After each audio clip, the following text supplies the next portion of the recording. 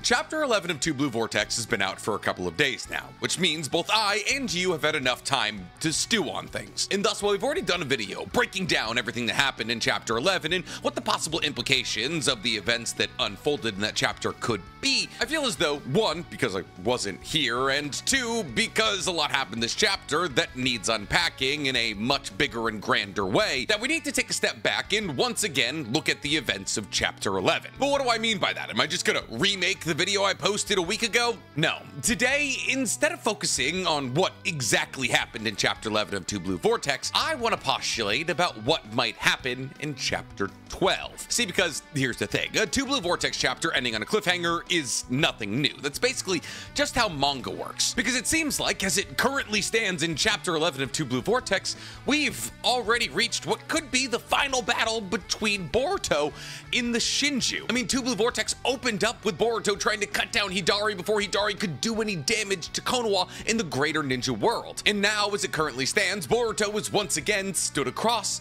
from Hidari, but this time, Bug, Moegi, and Jura aren't around to stop him. Tie that into the fact that he now has Himawari and Sarada by his side, even though both of them aren't in the greatest condition. And a lot of people are starting to wonder whether or not we're gonna get the big, important battle just 11 chapters into this manga. And today, I want to talk about that possibility. Today, I want to do a deeper dive on Chapter 11 so that we can truly understand what will be coming in Chapter 12. Because I don't believe the final battle between Hidari and Boruto is going to be in Chapter 12. In fact, I don't believe the important Shinju and the people they want to consume are going to have their key battles for a while. And therefore, instead of Chapter 12 having a big final blowout between Hidari and Boruto, we'll instead begin to see the beginning of a training period. And there's actually a fair amount of proof to point us in this direction. And therefore, somewhat unbelievably, the answer for what's gonna happen in Chapter 12 actually lies more with Shikadai than it does Boruto. Because Naruto's timeline is just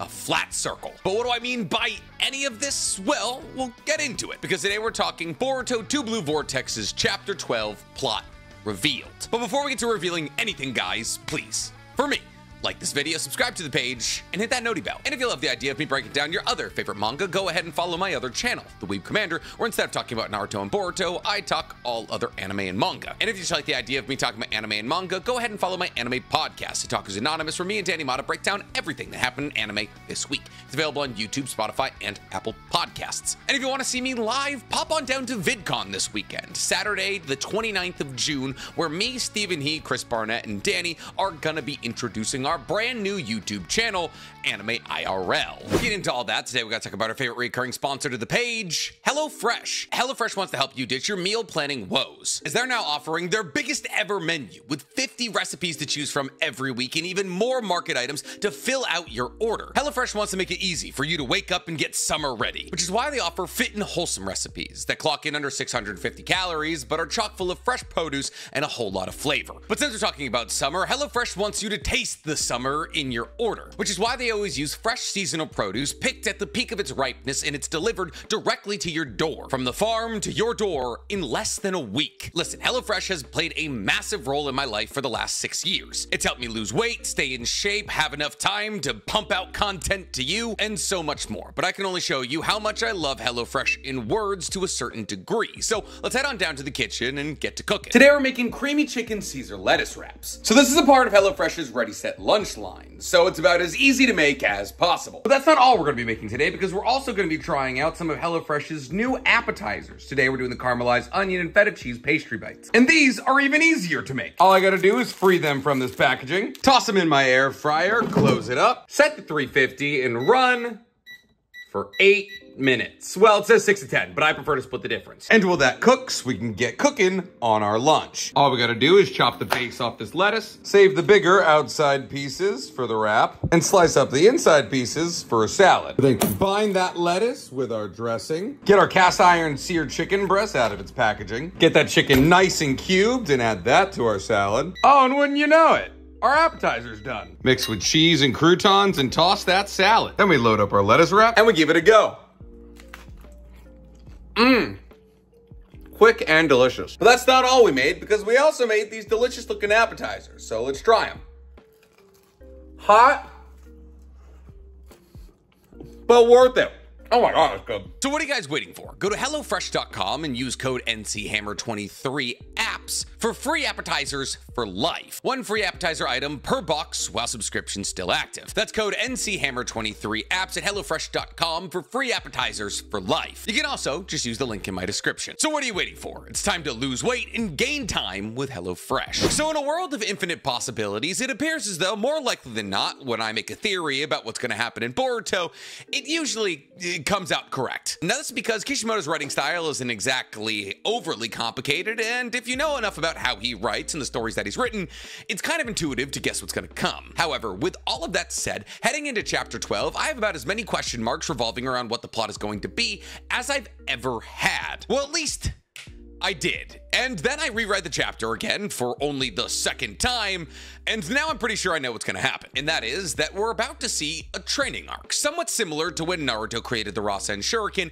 and Shikamaru was trying to build out a game plan for the killing of Hidan, which, mind you, also happened just around this point in Shippuden's run. And that's the beauty of understanding Kishimoto's writing style and understanding that Boruto, at times, is kind of just like Naruto 2.0. Because if we're genuinely curious about what the future of Boruto is going to look like, even though Boruto as a story doesn't seem anything like Naruto or Shippuden, the core central themes and a large part of the cast hasn't changed all that much. And thus, yes, much in the same vein as how the early parts of Shippuden focused on Team 10 more than they had ever been focused on previously, the beginning of Two Blue Vortex has appeared to do the same thing. However, with one notable addition, and that one notable addition is Himawari's presence in and around Team 10. And ironically, that notable addition is the only reason that the new generation Team 10 didn't have to deal with a loss like the old generation Team 10 did when they ran into their timelines Akatsuki. Because take a step back from both the plots of Naruto and Boruto and realize that this new gen Team 10 battling against Jiraiya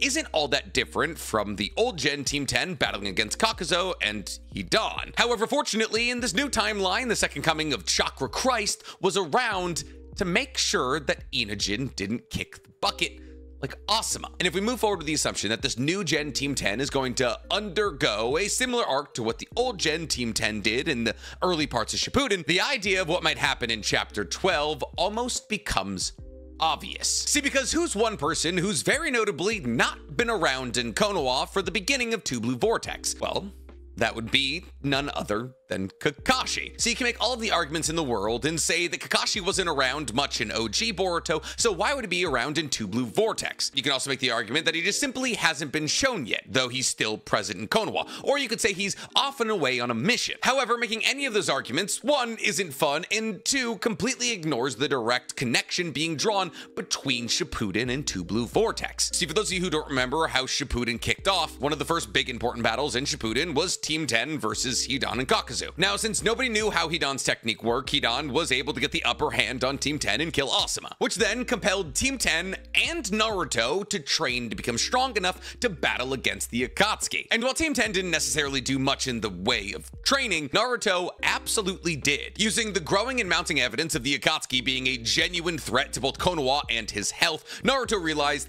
I gotta be able to throw these Rasengan. And who was the person who helped Naruto cut down the timeline of figuring out the Rasen Shuriken from years to literal days? Well, that would be none other than Team 7 Sensei, Kakashi, who for the first time in the history of being Naruto Sensei, finally took an interest in Naruto's growth. But Nick, what does Kakashi training Naruto in the Rasen Shuriken have to do with Two Blue Vortex's current plot? Sure, we get that he's not around and that's somewhat mysterious, but how does that mean he's gonna pop up out of the blue now? Well, outside of the obvious parallels being drawn here, especially when you consider the fact that Kakashi's involvement in the second battle against Hidan and Kakuzu was paramount for the victory in that battle, Team 10 bumped into a dangerous duo whose powers they didn't fully understand. And because Shikadai, like his father, needs 3 minutes to sit down with his hands clasped together to try and figure out how to get out of a battle, Shikadai and Chocho had to leave Himawari behind so that she could be the one to possibly take down Jiraiya. And while Himawari was able to heal Enojin, we don't know exactly what his status is. Yes, Himawari was able to close Enojin's wounds, but he's still unconscious. She herself even says, I'm not entirely sure how to heal yet, you better get him to a hospital as soon as possible. So while technically Enojin didn't kick the bucket like Asuma, he's also not crushing it. And thus if Team 10 was to work collaboratively with Himawari and possibly Kakashi, we could see a somewhat repeat of the Hidan victory. But Nick, is your entire argument that Kakashi's gonna enter back into the fray right now simply that he helped Naruto train in the Rasen Shuriken? No. See, actually, my argument that Kakashi's gonna come back into the story in chapter 12 or possibly a little bit after mostly hinges on two people that aren't Shikadai, those two people being Sarada and Himawari. See, Kakashi is a unique individual, and even more so now that Sasuke is trapped in a tree. See, because Kakashi is now the only person on Earth who has not only used the Sharingan, but has also used Six Paths Chakra. Naruto, who may or may not still have access to Six Paths Chakra, is currently floating in the Daikokuten. Sasuke, the last user of the Sharingan, not named Kakashi, who also may or may not still have Six Paths Chakra, is locked up in a tree, and every other Uchiha on Earth is dead. And thus, ironically, if there was ever a person who could train not only Sarada, but also Himawari in these newfound talents that they don't necessarily know how to use yet, there is legitimately no better person outside of Kakashi. But Nick, Kakashi doesn't have either of those things anymore. He lost his Sharingan and the Six Paths Chakra was only temporary. Yeah, it's fair, but at the same time, Kakashi did have the Sharingan for the majority of his life. He knows about the extrasensory perception of it. He knows about the chakra drain. He knows how to use an MS. He knows how to copy jutsus. He knows what manifesting a Susanoo feels like. And in terms of the Six Paths Chakra department, while that only lasted for a couple of minutes, he did use it to battle against a literal god. And thus, when it really comes down to it, there's nobody on Earth who's better suited to train these two girls who just got defeated by the Shinju. But Nick, I understand why we're talking about the Sharingan as it relates to Sarada, but why are we talking about Six Paths Chakra as it relates to Himawari? Well, that's because more likely than not, at least the conclusion that I've come to as to why Himawari is so incredibly versed in the controlling of Kurama's power is because she has Six Paths Chakra. And I believe there's already a fair amount of evidence to speak to this point. See, Naruto's always had a pretty insane healing factor. Now, this is because of two separate reasons. One, Naruto's half Uzumaki, and the Uzumaki were known for their ridiculous life force and therefore their inherent healing factor. However, when Naruto finally gains access to all of Kurama's chakra, the amount of chakra he has access to doubles, if not more, which increases his life force, which once again boosts Naruto's already pretty insane healing factor. Now, this allows for Naruto to be pierced through the stomach with swords, stabbed with chakra rods, pull them out, and then pretty immediately close those wounds. What this doesn't allow Naruto to do, however, is regrow lost limbs. This is why, after Naruto's battle against Sasuke in the Valley of the End at the end of Shippuden, he doesn't grow back the arm he lost. And thus, while Naruto's healing factor is good enough to close up stab wounds, it doesn't touch the healing factor of people like Hashirama, Sakura, or Tsunade. However, there was a time in Naruto's storied ninja career where his healing factor was that high, and that was in his Six Paths Sage mode, the mode that Naruto achieves after Hagoromo gives him a piece of his power. This was the time when Naruto had the Sun Yang seal on his right palm, which is supposed to be countered to Sasuke's Yin Moon seal on his left palm. And when Naruto was in this form, he was able to not only heal himself at a level that could be comparable to Hashirama, Sakura, or Tsunade, but also he was able to heal others. But why? Well, technically, it's not because he was healing them, or even healing himself. See, what Naruto was achieving when he was laying his Sun Yang seal on people like Obito, or Might Guy, or Kakashi, wasn't technically healing. It was creation. See, in the moment that Naruto gains Hagoromo's powers, he gets the yin-yang release of Hagoromo that grants him creation of all things, in a lessened capacity than Hagoromo's, but still. And we know this because when Naruto is giving Kakashi a brand new eye, he tells him he can't make him a Sharingan, but he can make him a regular eye. And thus, there's limitations to what Naruto is able to achieve with his creation of all things healing. Limitations like being able to fix Might Guy's heart, but not his leg. And thus, the only time that Naruto was able to consistently heal other people. I understand that him giving version 1 Jinchuriki cloaks to everybody in the Shinobi Alliance probably granted them a minor healing factor, but I'm talking about like a real concerted effort to heal other people was in this Six Paths form, when Naruto was given access to the yin-yang release of Hagoromo. And yet Himawari, who just unlocked her Kurama mode, is able to pull Enojin off a spike and almost immediately heal a much more grievous wound than any wound that Naruto even healed in his Six Paths form. See, because while Naruto was able to recreate an eye for Kakashi, or fix Might Guy's heart, or do something to Obito. I'm not entirely sure what he did to Obito. Naruto never once fixed a football-sized hole in somebody's stomach. See, because not only would that require an insane amount of chakra, it's basically like a 1/8 Izanagi, but it would also require a somewhat intimate knowledge of human anatomy, which is more or less the reason that Naruto wasn't able to create Kakashi a Sharingan in the first place, because he didn't understand how they worked. And thus, Himawari being able to do something that Naruto could only do after being given Hagoromo's chakra kinda speaks to the fact and solidifies the theory that the reason that she has such incredible control over Kurama's chakra and such a high affinity for it is because she has Hagoromo's chakra. And when you consider the fact that Himawari's name is literally Sunflower, and the fact that Naruto is only able to heal people when he had his Sun Seal, it kind of feels like the writing's been on the wall for this for a long time. Because, after all, let's not forget, Hagoromo was the person who created the tailed beasts. And if just having a Sharingan, which was created by Hagoromo, mind you, not created, but he was the first person to ever have it, allows you to control tailed beasts at a level that both Obito and Madara were able to, having a Rinne Sharingan to Rinnegan and creation of all things could definitely grant you some opportunities to control tailed beasts. And therefore being able to access even a modicum of Hagoromo's chakra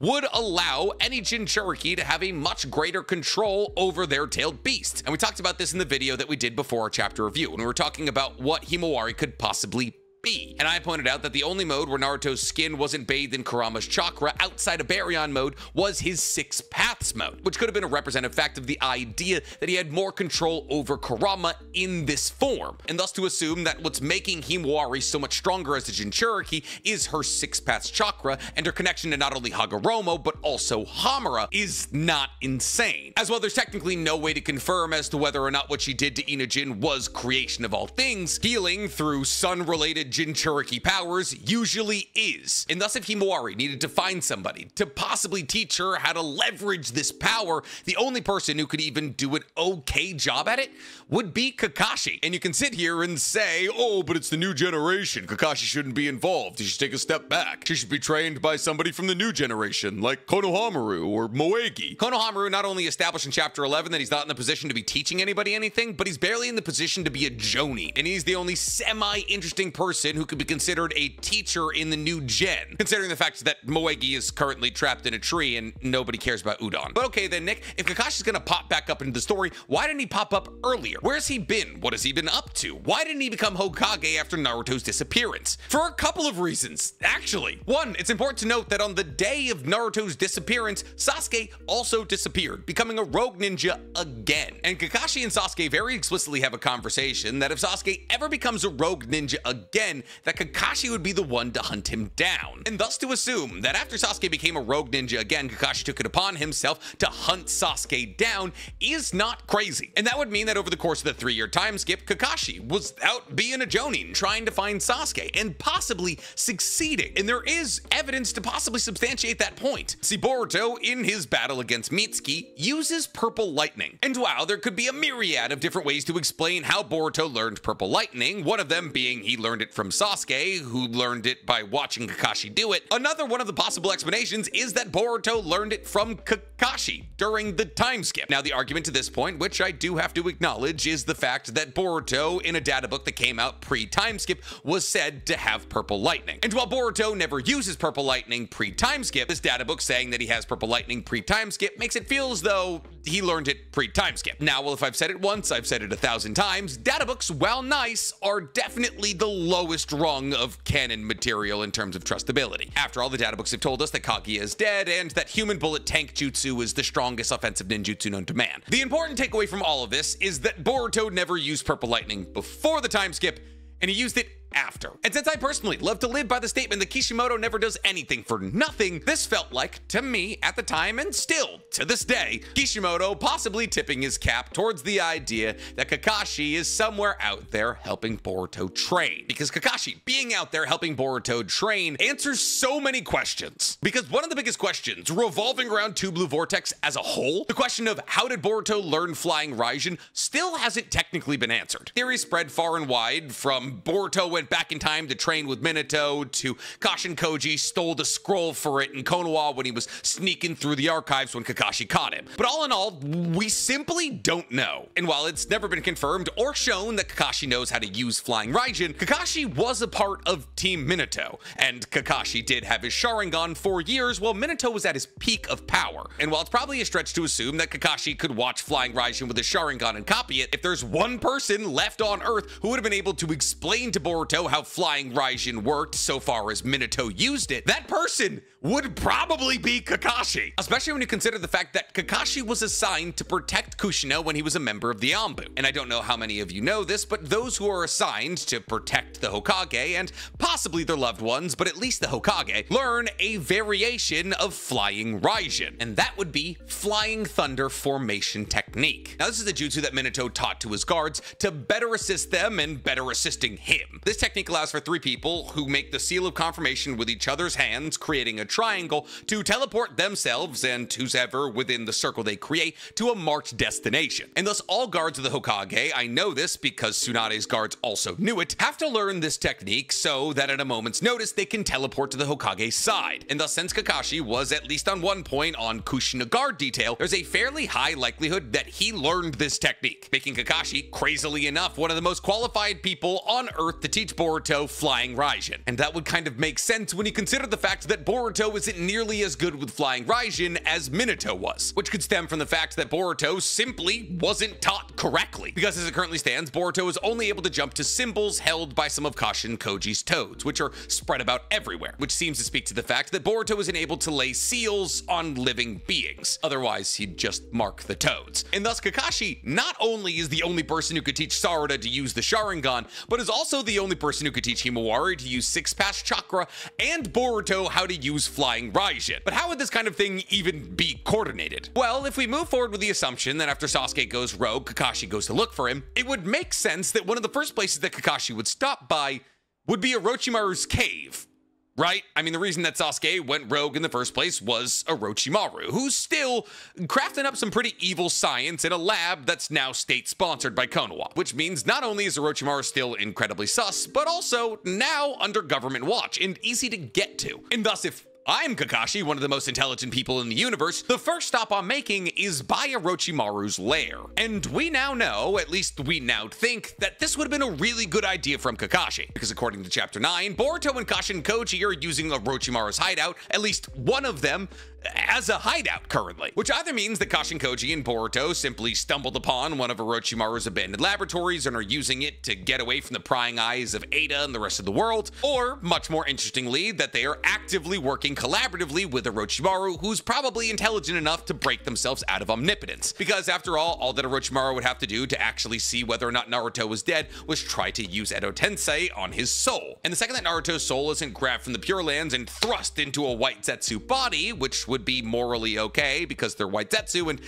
they don't really have rights, so I think maybe Konoha would be cool with it. Not that I really think Orochimaru cares all that much, but regardless, the failing of the Edo Tensei would prove to Orochimaru that Naruto is not in fact dead, and therefore that their memories are wrong. And it's probably a sequence of events somewhat similar to this that are why Kashin Koji and Boruto are most likely currently working with Orochimaru. On top of this, Kakashi assuming that Sasuke would go to Orochimaru is probably correct, because if Sasuke isn't the person who brought Boruto into the fold with Orochimaru, Sasuke probably told Boruto if he was ever to become indisposed of, he should go to Orochimaru. One, because Orochimaru had no particular love for Naruto and therefore wouldn't necessarily care if Boruto did kill Naruto, and two, Boruto's karma marking alone is enough reason for Orochimaru to take him into his lair. As mind you, karma markings in the Otsutsuki is probably the thing Orochimaru knows the least about and is therefore probably dangerously curious. So all Boruto would really have to do is tell Orochimaru he's allowed to experiment on his karma marking, and Orochimaru would bring him in with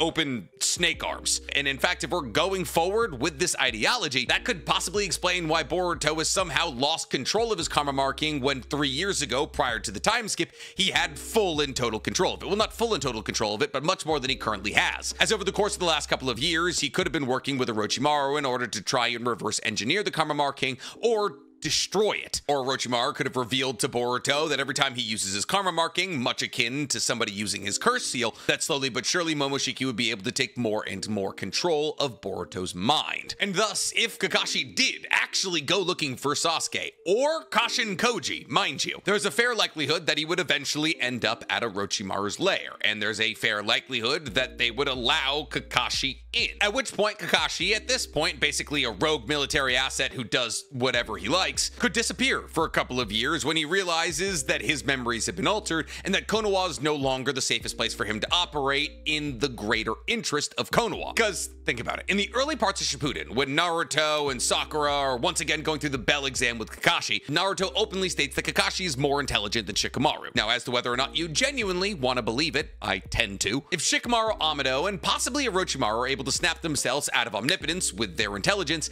there's a pretty good chance that Kakashi is able to do it as well. And thus, I would say that the plot of Chapter 12 and the subsequent chapters after 12 is gonna look pretty similar to the early parts of Shippuden. I believe Inojin will be hospitalized, possibly put in a coma, much akin to what Rock Lee went through after his battle against Gaara, or similar to what Sasuke went through after the first time he bumped into Itachi. And Shikadai, hell-bent on getting revenge for his friend, begins to craft a plan to bring about Jura's inevitable demise. And while I don't believe this moment will need as many paper bombs or a lighter, the plan will probably revolve heavily around Himawari and making her strong enough to finally defeat Jura. Because here's the thing, outside of the clear parallels being built between Shippuden and Two Blue Vortex, Jura in Chapter 11 very clearly made a point to both Shikadai and us as the readers that the two of them would meet again. And since we all exist in the camp of not doing anything for nothing, this is foreshadowing. It's Chekhov's gun. It's Jura essentially making a date with Shikadai. A date that Shikadai and the rest of Team 7, Inojin not included, but Himawari very much included, will make. Because here's the thing. If you believe that Jura and Boruto are gonna have this big head-to-head that's eventually gonna lead to Jura's demise,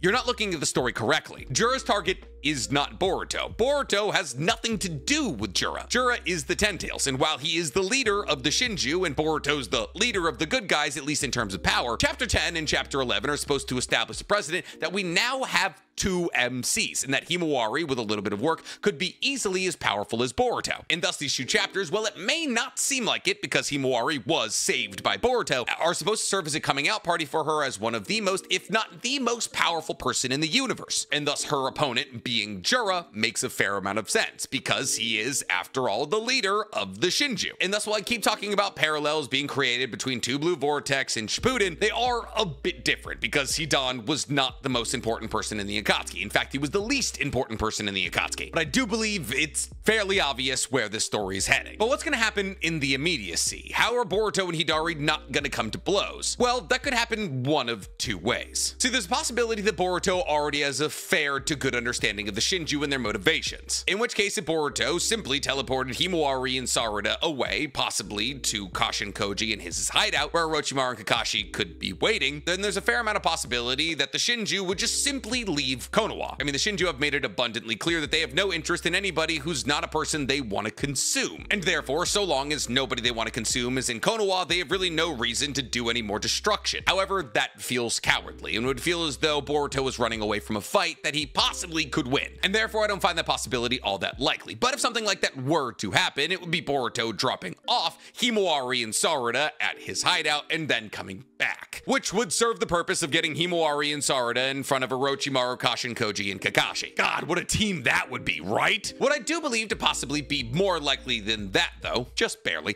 is that either Jura and Hidari are going to willingly retreat, maybe because there's too many people to fight, or because Jura wants to contemplate what's going on with Himawari. That, or the overload of being in Konoha and looking at Sarada and being asked all these questions, is going to overload Hidari, and he's going to slowly begin to crack back into Sasuke, which would cause Hidari to retreat from this fight. But the important takeaway is that this fight isn't gonna happen in Chapter 12. Well, actually, no. The realist, most important thing is that Sarada, Himawari, and Boruto are all gonna end up training with Kashin Koji, Orochimaru, and Kakashi in a bid to not only get stronger, but also make sure that the Shinju aren't able to find them. And from this training session, Sarada, Himawari, and Boruto will all be, in their own respects, strong enough to 1v1 a Shinju. But then again, that's just a theory, and I never get those right. But I'm curious to hear from you guys. Where do you believe the Two Blue Vortex manga is currently heading? Do you believe we're going to see the big fight in Chapter 12 or something else? Tell me in the comments below. And while you guys are down there, please, for me, like this video, subscribe to the page, and hit that noti bell. I'm so happy to be back at work.